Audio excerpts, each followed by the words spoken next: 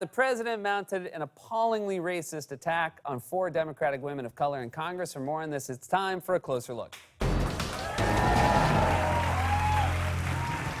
It's been obvious from the very first moment he stepped onto the political stage that Donald Trump is a racist. And that racism is at the core of his political ideology. It's not a side dish, it's the main course. Every day he serves up a steaming hot entree of racism and then washes it down with a side of McDonald's, Wendy's, and Burger King's with some pizza.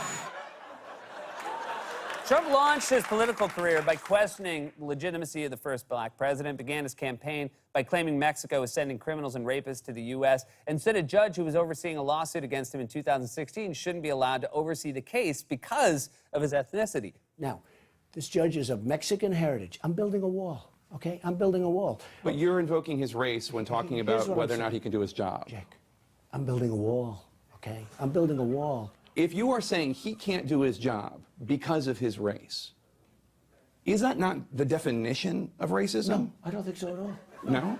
No, he's proud of his heritage. I respect him for that. But you're saying he can't do his job because of it. Look, he's proud of his heritage, okay? I'm building a wall. This judge is giving us unfair rulings. Now I say why.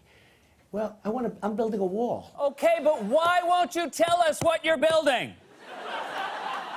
He keeps saying it over and over like he's wearing a wire and calling for backup. I'm building a wall. I'm building a wall. Wall, Steve, get me out of here. So Trump launched a racist attack on a judge by calling him unqualified to rule in a case because of his ethnicity. And by the way, in case you're somehow still curious about Donald Trump's legal bona fides, here's what he had to say on Friday about Special Counsel Robert Mueller's report, which listed 10 possible instances of obstruction of justice. Remember, 10. 10. Somehow everyone's forgotten about that because it was like 50 scandals ago. We all have such scandal fatigue. At this point, Trump could streak naked across the White House lawn with his head stuck in a KFC bucket screaming, "I did it! I broke all the laws!" And 2 days later, we'd all be scratching our heads going, "Oh, yeah, right, that happened."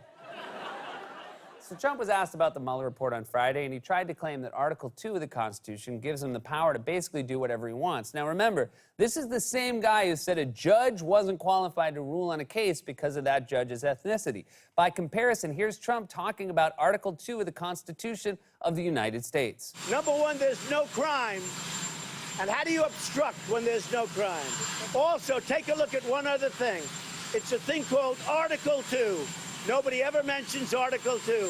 It gives me all of these rights at a level that nobody has ever seen before. We don't even talk about Article 2. What do you mean nobody has ever seen before? It was written over 200 years ago. Just because you've never seen it before doesn't mean nobody's ever seen it before. I just saw this great little independent film no one's ever seen it before called The Lion King. It's about a good guy named Scar, but oh, he's got a real nephew who tries to backstab him. But I like Scar's. I haven't finished it. It's 2 hours long. That's too long. But I like Scar's chances. I think it's going to end well for Scar. Also, his interpretation of Article 2 is obviously wrong, which is not surprising since he apparently just discovered it. And here's another thing I just learned. Did you know we had a president who was 100 feet tall? Made of stone.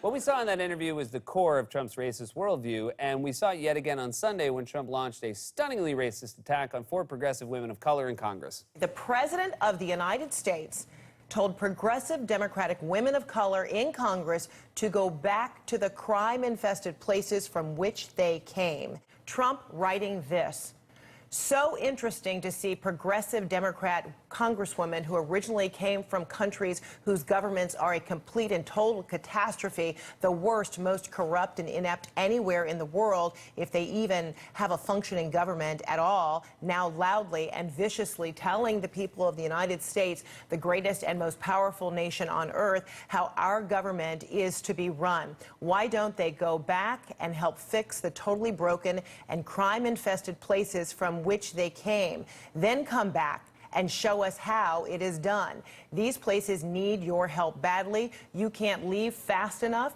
I'm sure that Nancy Pelosi would be very happy to quickly work out free travel arrangements." Okay, first of all, there's no acceptable word for this other than racist, period. Not racially charged or racially tinged, or as the New York Times put it, Trump's racially infused politics like it's some kind of fancy drink at a Williamsburg cocktail bar. Oh, honey, their Cosmo is racially infused. Second, this is beside the point, but 3 of the congresswomen you're attacking were born here, and they're all American citizens. So if you're asking them to fix the totally broken, crime-infested governments of their home countries, they're trying. Third, it doesn't matter. Doesn't matter whether they were born here or not. They're Americans. This is their country. And they're treating it with a lot more respect and devotion than the racist gargoyle who sits around tweeting from the back 9 of his chintzy golf course. I mean, look at that. That looks like a sculpture someone would build to make fun of Donald Trump. I call this one the melting racist.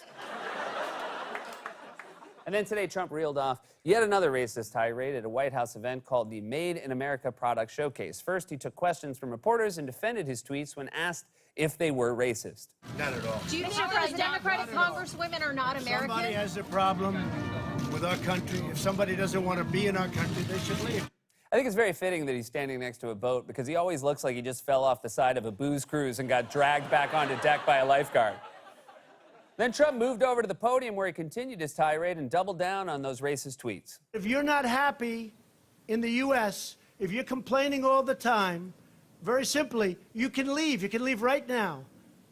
Come back if you want. Don't come back. It's okay, too. But if you're not happy, you can leave.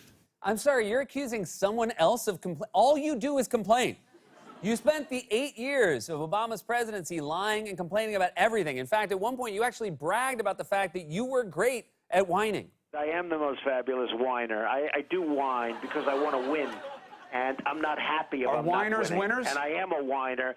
And I'm a whiner, and I keep whining and whining until I win. That is a terrible Dr. Seuss book. I keep whining and whining until I'm a winner.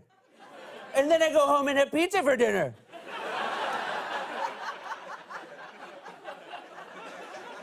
Now, Trump's attack on 4 progressive women of color wasn't just blatantly and appallingly racist, it's also a classic racist trope. It's the kind of taunt or insult people of color have been subjected to for years, as Senator Kamala Harris explained. It is absolutely racist and un-American. And it is an old trope, go back to where you came from, that, you know, you might hear it on the street, but you should never hear that from the President of the United States. And she's right, Trump shouldn't be president. At best, he should be on the street selling fake Rolexes in Times Square and yelling at tourists for not buying them. Oh, what, you've never heard of a Polex? What we're seeing now, once again, is the core of Trump's racist ideology and his policy agenda. His administration is inflicting cruelty on migrants through inhumane detention centers, family separation, and he spent his career questioning the legitimacy of everyone from the first black president to judges to members of Congress. What more do you need to impeach this guy? Congress should just say to him, You can leave. You can leave right now. this has been A Closer Look.